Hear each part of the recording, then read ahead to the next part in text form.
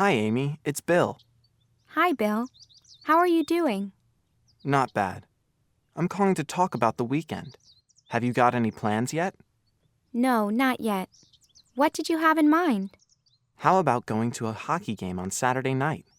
I don't really feel like a hockey game. I did that last weekend. Well, then, what about going out for dinner? I'd rather go to a movie. Okay, that sounds good. Do you want me to pick you up? No, that's okay.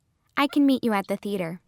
Okay, let's talk on Saturday morning and arrange the time. Great, I'll talk to you then. Bye. Bye.